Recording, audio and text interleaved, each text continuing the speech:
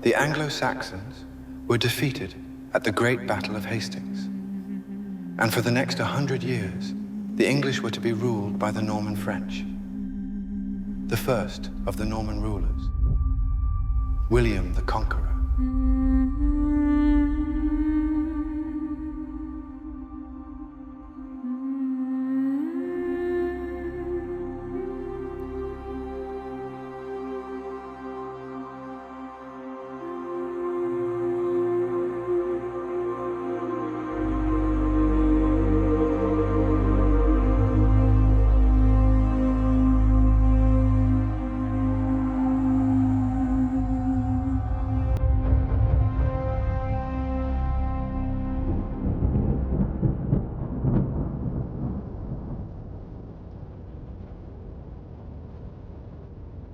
We know that there was a sighting of a comet in 1066 because it was Halley's Comet, which returns every so many years.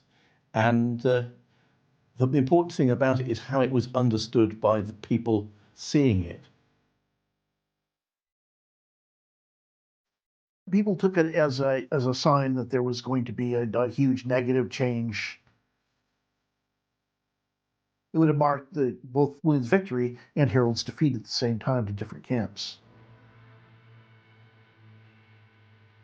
O Halley's star, thou herald bold, of fate and word, in times of old, thy fiery course, in darkened sky, doth whisper still of days gone by. Because people believed in astrology, if they saw something happening in the heavens that was different, dramatic, they thought it actually influenced what was happening on Earth. The arrival of the comet could mean a change of regime. Because there'd be a change, William's victory, but also seen as a sign of Harold's defeat. And indeed, that's how it was understood at the time.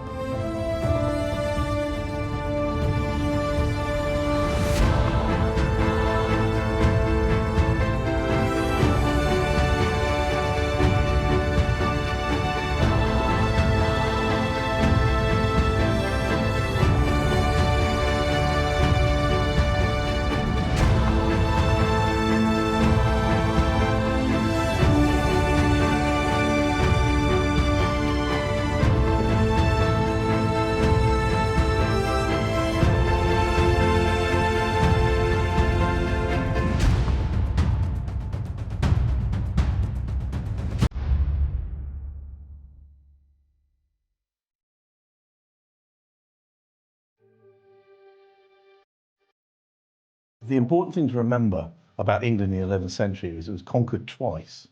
First by a Danish king, Knut, in 1016, and then, of course, 50 years later by Duke William of Normandy in 1066.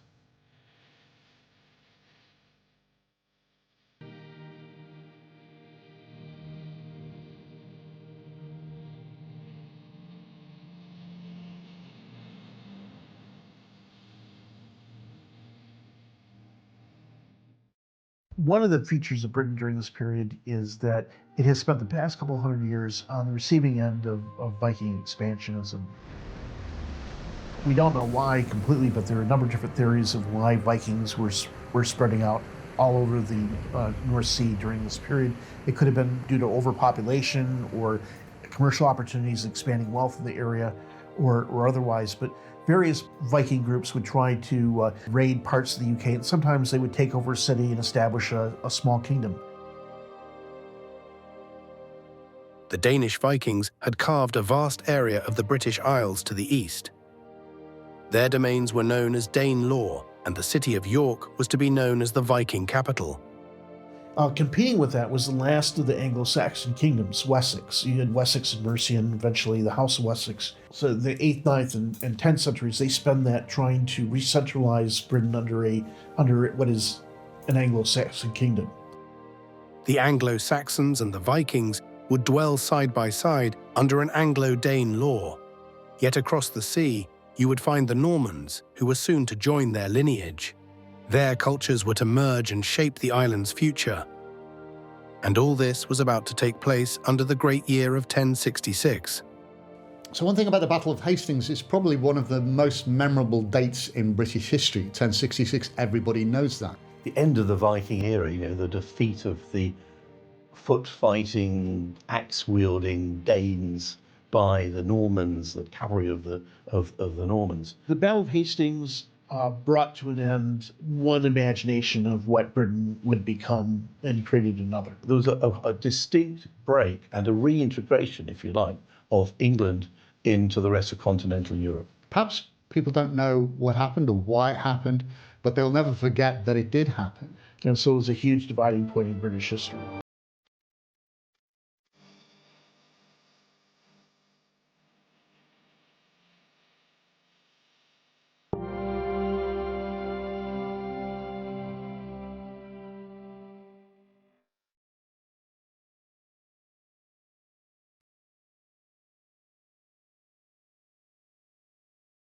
The so-called Bayeux Tapestry is an amazing historical artifact depicting the events of 1066. It's over 70-metre long material strip. It's like a strip cartoon. If you move in real time, you get a sense of this unfolding battle. It is something that is most incredible. And without the Bayeux Tapestry, I doubt whether we would know as much about the Battle of Hastings as we do.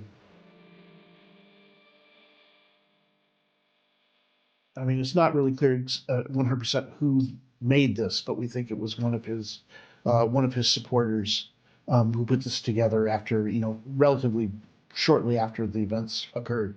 It's an incredible work of art, but also an incredible original source. As historians, we want the original source. We want to know who was there, and we want to know what was happening.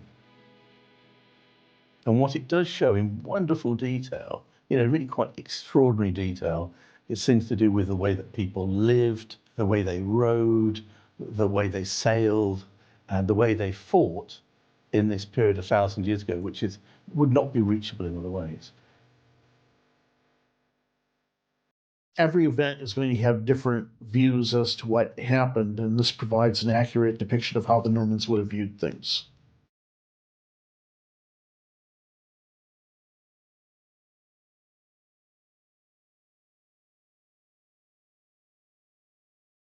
In thread colours bright, doth show the clash, in scenes dark and light. A fabric chronicle, woven art so grand, preserves the tale of how Normans took this land. Most recent research suggests that it wasn't actually made in France, but in actual fact it was produced in a workshop for embroidery, probably in England, in Canterbury, associated with the monastery of St. Augustine's.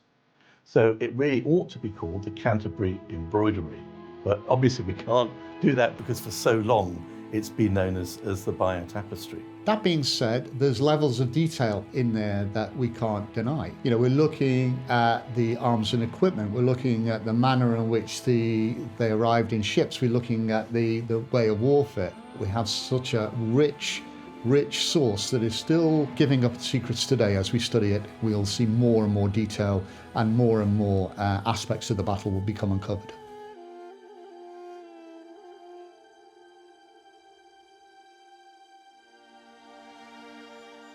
To understand how the Battle of Hastings would alter the course of history, we need but look no further than the Bayeux Tapestry.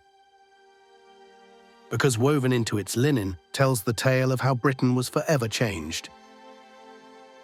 The tapestry begins with a noble man named King Edward the Confessor, who would set the stage of events to follow.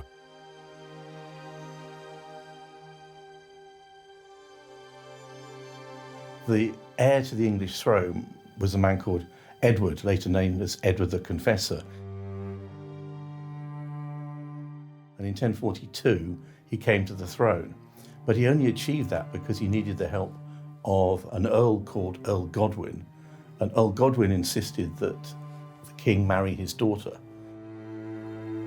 And so for the last sort of 13, 14 years of his reign, Edward really was a hostage of Godwin and then his son Harold and Tosti. Edward was a religious and peaceful king, but his reign was drawing near its end. It was but a matter of time before his crown would be seized and peace would be no longer.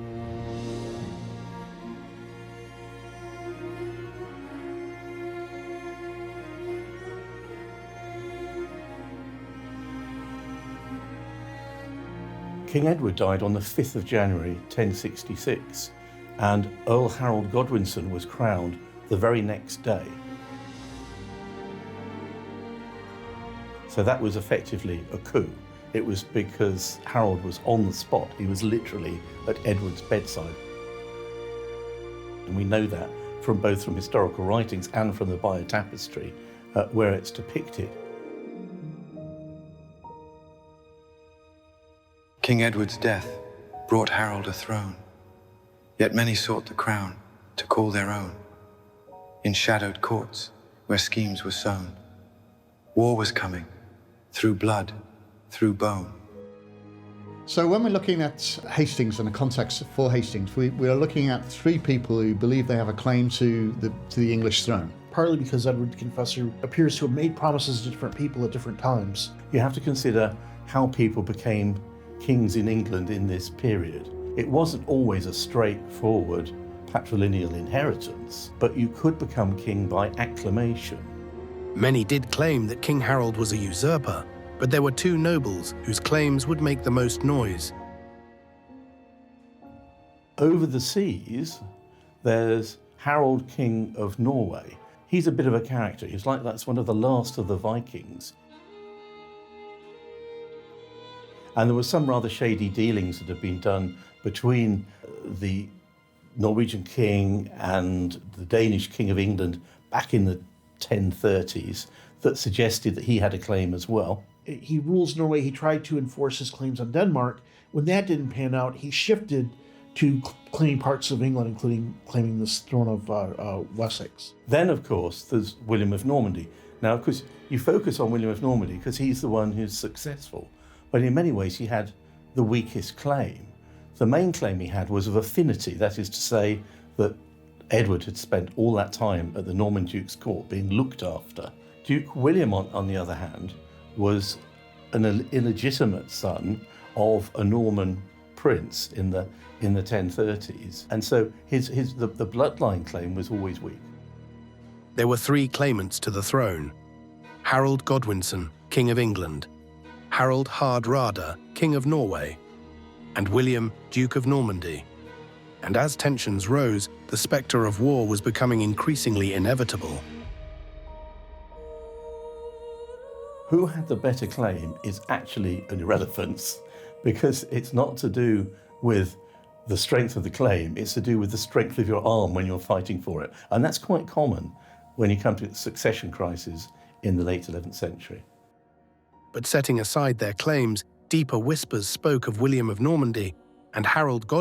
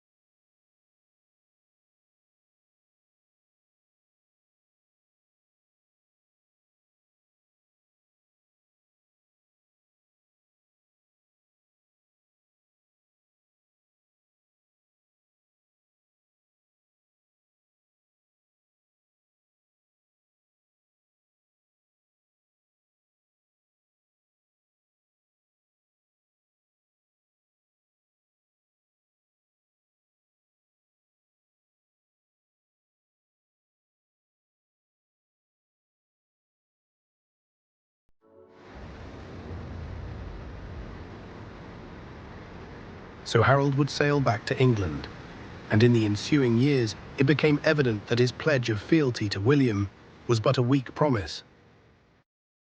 William would come to regret his decision to trust Harold, and now he had no choice but to reclaim his crown by force.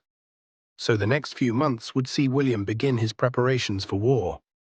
In order to make the Channel crossing, William needed to construct a substantial fleet. And we can see that on the Bayeux Tapestry. There's some wonderful pictures of the carpenters working on creating the boat. He also had to gather the troops together. He spent a lot of money on mercenaries, which is not something usually remembered, as well as calling on his own vassals and other allies.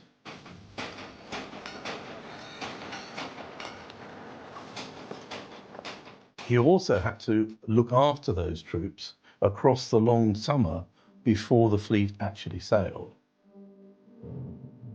Now you might think, oh yes, well he just builds a camp and then that's all done. But in fact, keeping thousands of men and horses in one particular place, it's a real achievement. William would assemble a mighty host of some 800 ships as he continued to plan his invasion.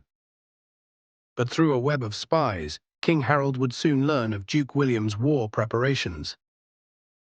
Harold's response to the Norman threat was to gather men and ships all along the south coast of England. They were based on the Isle of Wight. They stayed there all through the summer. Harold Godwinson would wait for many months upon England's southern shore, yet William's fleet did not appear. But unbeknownst to the king, a dire threat brewed from the north as Norwegian King Harald Hardrada was praying with his men. He was about to lay siege on the city of York.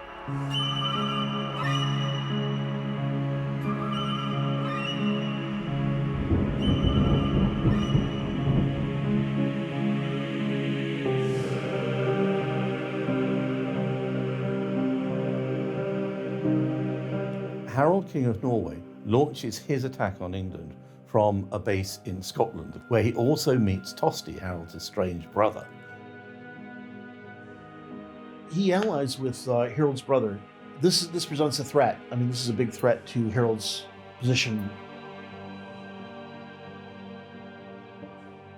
They advance south to take the city of York, which is effectively the capital of the north. The Norwegian king took the city of York with ease. His forces defeated the English at the Battle of Fulford.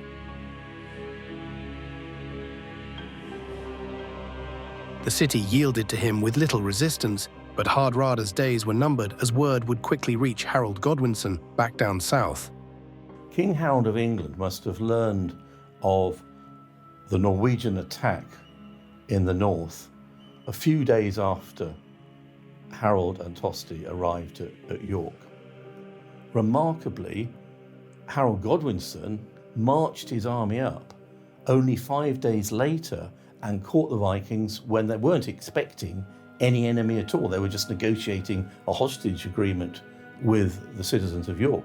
Harold moves his army as rapidly as he can to fight Harold and the other forces that they have at the Battle of Stamford Bridge.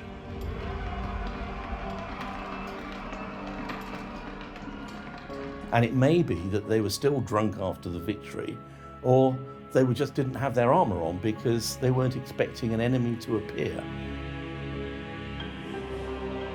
As a result, they were massacred, and both Tosti and Harold of Norway were killed. Harold Hardrada lay dead beside the king's brother, felled by a single arrow that pierced his throat, thus ending the life of the last Viking king. Yet the songs of Stamford Bridge would not celebrate the Norwegian king, nor the Anglo-Saxon king. Instead, history would favor a lone Viking berserker, whose fierce stand became an essence of legend. It's interesting, in today's Denmark, they still talk about the one Viking that appeared on the bridge who was defeated on that bridge, and that led to the collapse of the attack.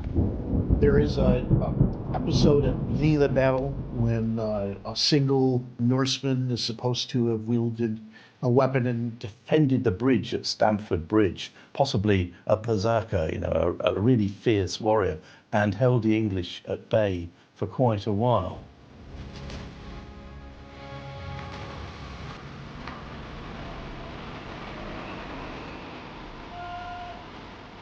In fact, nobody could get past it because he was swinging one of those great Danish axes, 5-foot long axes, until an Englishman jumped into a barrel and sailed underneath the bridge and then stabbed his spear upwards into the guts of this Viking.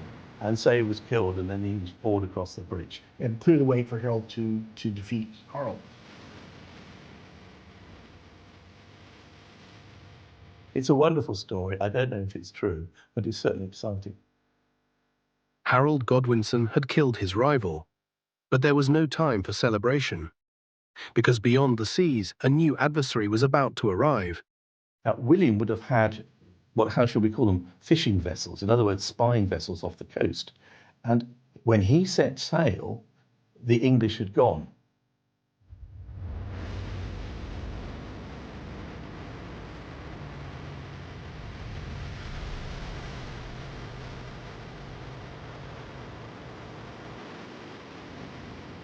The big problem for Harold is that he's also got William crossing the channel to invade England, so he's got to move rapidly down to the south to counter that. Because when he did set out, which was on the night of the 28th of September, arriving in England on the 29th, which is known as Michaelmas, Harold's forces had gone, so he had an unopposed landing.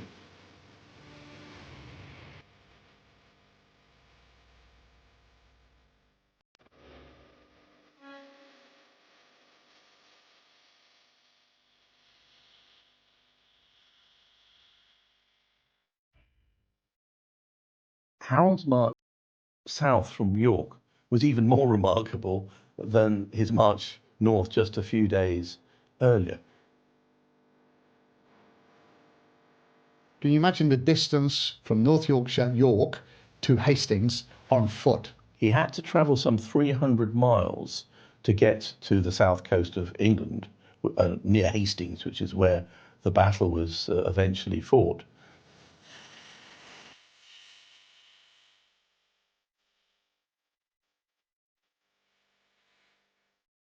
Mounted troops can move faster, and the wealthier of Harold Godwinson's warriors would all have ridden.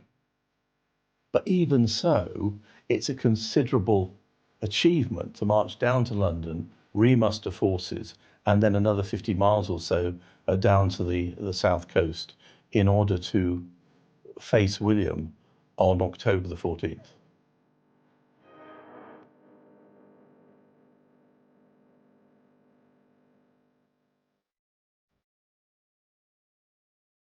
The story is that the night before the battle, Harold's troops spent the night drinking, and whereas William's troops and commanders spent the night praying.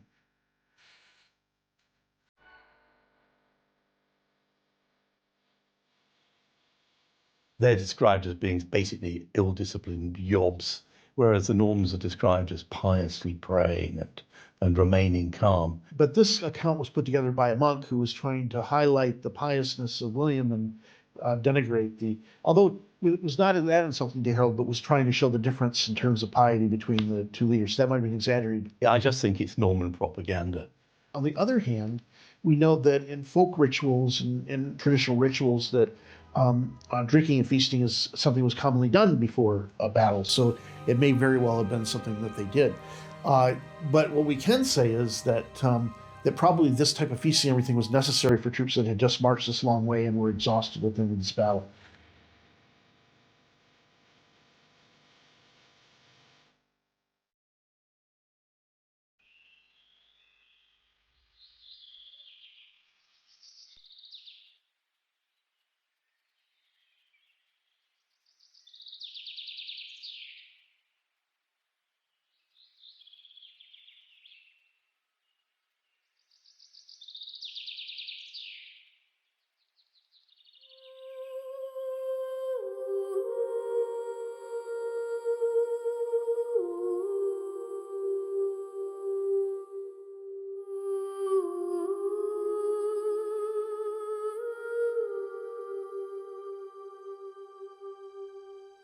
William's army is marching north from Hastings very early in the morning so as to catch the English by surprise.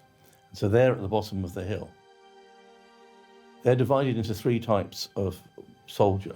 There's the missile men, mostly archers, but some crossbow men, armoured spearmen who form the main battle line, and then the knights, the chevaliers, who ride the horses that they had specifically carried across the channel with them in order to use them against the English.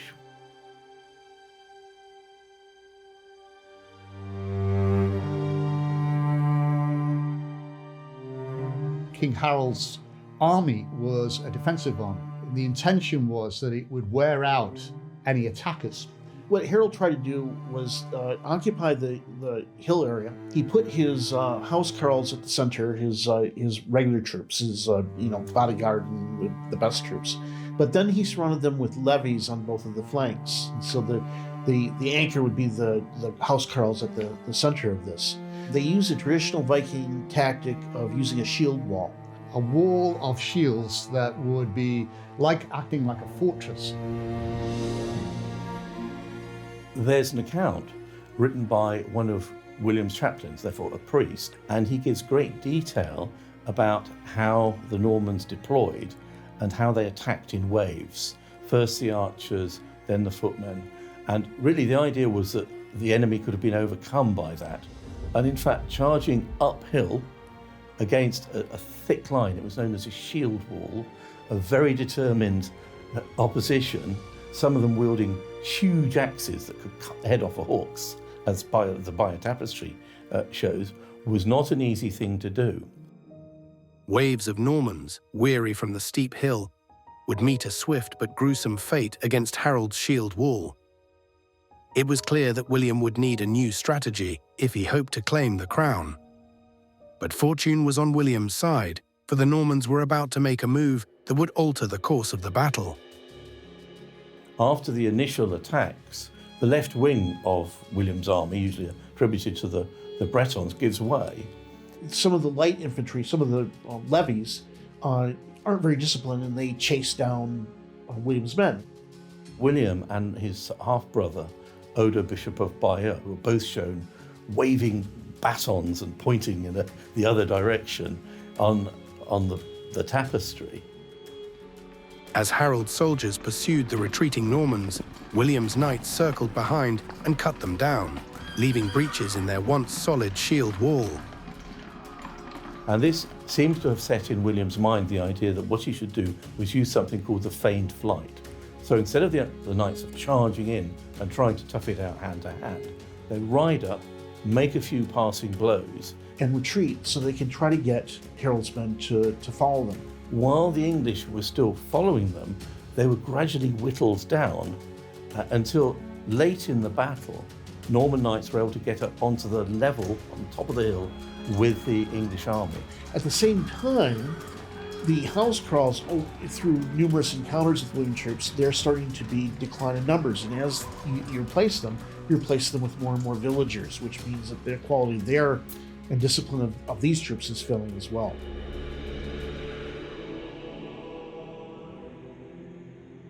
The main difference between the English army led by King Harold and the Norman army was that the Normans used cavalry. The English, of course, could ride. I mean, any nobleman could ride, but they didn't fight. On horseback, they dismounted to fight. And the whole style of fighting, in close ranks, heavy armor, with great axes and so on, was actually predicated on fighting on foot. The battle would slug on for 8 hours, but as the fighting continued, rumors among the Norman troops began to spread that William had been killed. Some soldiers began to stand down whilst others retreated. William, to dispel such falsehoods, lifted his visor and rode along the lines of his army. Calling out to his men, he would reassure them that he was alive, in return boosting their morale. I think it's quite difficult for modern people to understand how a medieval battle was fought. You would have had a lot more cutting and hacking. than you would have had with a battle with firearms. We're talking about bladed weapons, and we're talking about men who were probably warriors. If you were approaching a town where they made a lot of pots and pans on a busy day, the sound of weapons hitting metal and so on was exactly like that. In a more modern battle, we'd see more people dead with wounds, but in this battle, you would have seen people, literally people having their legs and arms and others hacked off in front of you. It was close-up, hand-to-hand fighting with swords, spears, axes. It must have been absolutely intense, energetic environment with absolute carnage as we see on a battlefield. And if you look at the lower border of the Bayeux Tapestry, you see bodies decapitated, limbs off, and so on. So it would indeed be a really bloody, fierce encounter. And of course, one of the things you can never recover is the dreadful cries of the wounded and the dying. And so these warriors, to actually face up to this, having marched all the way from Yorkshire, having engaged in this, and to withstand this assault, it must have been something which, it's almost unbelievable. It's something of legend. It would have been a very scary sight. It would have been a horrible type of battle to be in.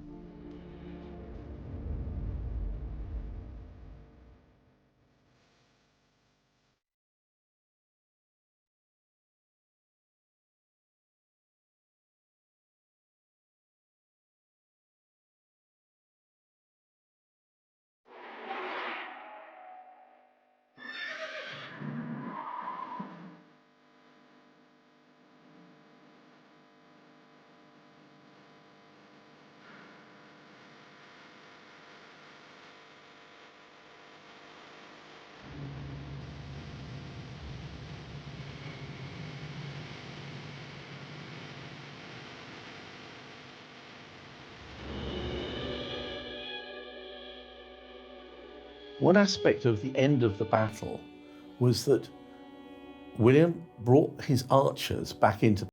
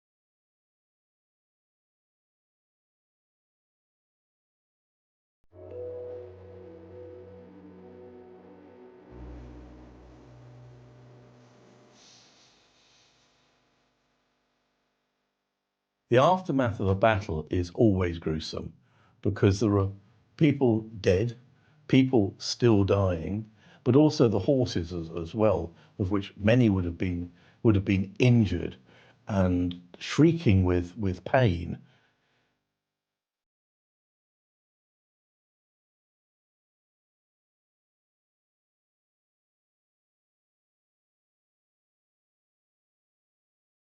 And so this must have looked like an incredible charnel house of men dead and dying on the battlefield. It must have been an absolutely incredible sight, and one that you would never forget. Nobody really knows what happened to Harold's body after the battle. It would certainly have been highly mutilated. There is one story that his mistress, a beautiful lady by the name of Edith Swanneck, was taken to the scene, was able to identify him by certain marks on his body that would only be known to an intimate.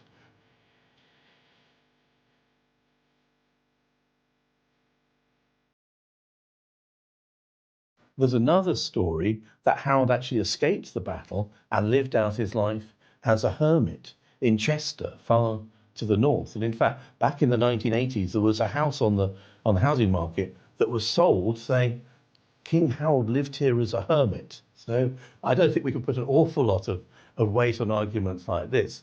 Another line of suggestion is that he was taken to Waltham Abbey, north of London, and buried there. And I think that's really the most reasonable one for us today.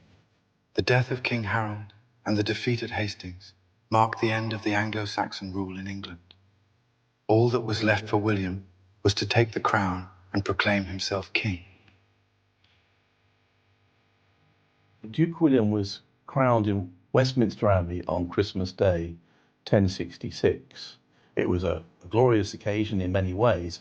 However, when the English came to give their acclamation, which was what was done, a shout of joy at the new king, the French soldiers outside who were guarding the event couldn't understand it because they were speaking English, and they panicked and they thought the natural fact the king was under attack and actually set fire to some houses outside the abbey. We don't know how long the chaos reigned for, but it's a poignant story because there's William sitting in splendour as represented by tapestry of Edward, suddenly faced with the possibility it all gone horribly wrong.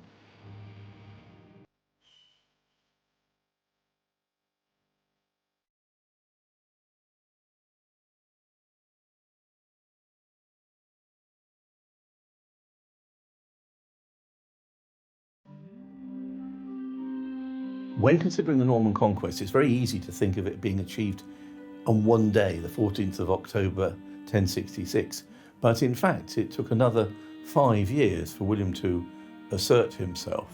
Because he hasn't subdued the land. Once he wins the Battle of Hastings, he's got the rest of the country to fight. Initially, he tries to integrate the English into the new regime, but because there are so many rebellions, it actually doesn't work. And so there's a huge exchange of the landowning aristocracy, which is replaced by people from the continent. So we're not just talking Normans, Bretons, Flemings, Rhinelanders, anybody who had joined in the great adventure that was the conquest. One of the unique things about Britain was that women owned a lot of land. After the Battle of Hastings, the women who had lost husbands at Hastings could only keep their land if they married a Norman. So it provided an incentive to create an acceptance, a bonding of effectively the landed gender in Britain with the Norman invaders. And so you have a number of different Anglo-Saxon Norman families now that emerge out of this. A significant aspect of the conquest was the cultural aspect. A new French-speaking elite came in.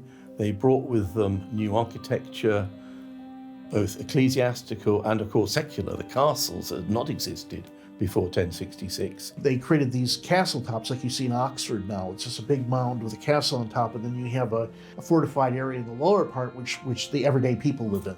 Also, we see incredible change in architecture and language. We see the incredible artistry, the incredible richness of things that came from Normandy. And we, of course, have words in our language that follow through from William the Conqueror. you have the introduction of the French language, and it winds up creating for the English language, it winds up creating different words for the animals and the way that we see them when we eat them on the table. So pork, for example, so you have pigs, but you also have pork, and you have cows, but you have beef. This is because we adopt the French words for how you would have seen the food inside of the table, and the English words were for how the food would have looked when it was in the field.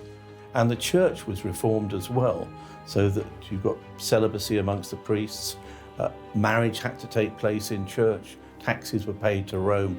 In other words, there was a distinct break and a reintegration, if you like, of England into the rest of continental Europe.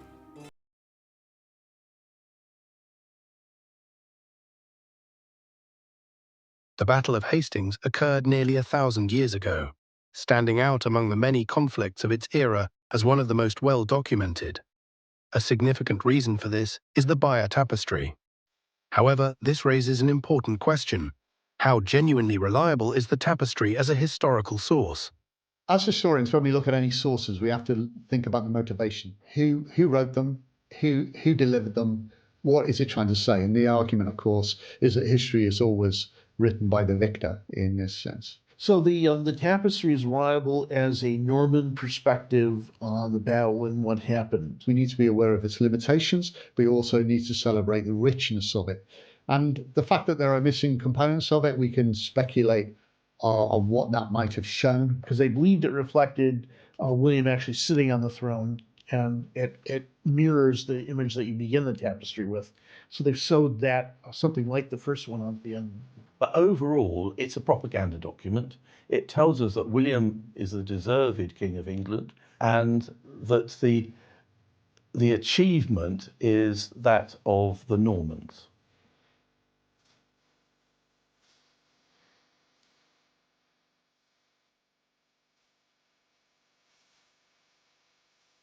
If William had arrived in England earlier than he did, I think he might well have got a bloody nose from the defenders on the south coast. Harold might have actually won that battle. Harold was not a bad military commander. He just had to fight several battles in the same period. Had the troops been rested, he had time to mobilize more than just the housecarls and villagers, then he might have actually won the battle. But of course, he had no intention of doing so. He didn't move until he knew that Harold had demobilized. And as it was, things turned out even better his advantage than he suspected, because Harold was away in the north and William was able to land unopposed.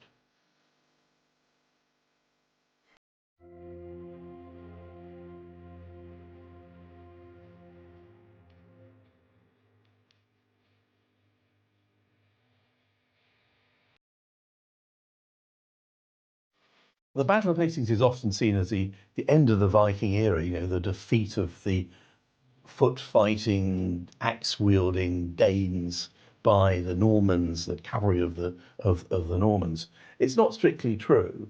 There were still plenty of Vikings in Ireland. They supported Harold Godwinson's sons in their attack. And the following year, we get Domesday Book, and the point of that survey was to try and establish just exactly how much tax money you could get out of the country. So there's a direct connection between the threat of invasion and the organisation of the country, the reorganisation of the country under the Normans. The Battle of Hastings brought to an end one imagination of what Britain would become and created another. And so it was a huge dividing point in British history. Probably one of the most memorable dates in British history, 1066, everybody knows that. The fact that William the Conqueror not only built all of these castles and created this military infrastructure, but also built Battle Abbey as an atonement for the loss of life there. And so Battle of Hastings, a really important part of British history and a capability for us to go there and reflect on this huge loss of life all of those centuries ago. It's an incredible place.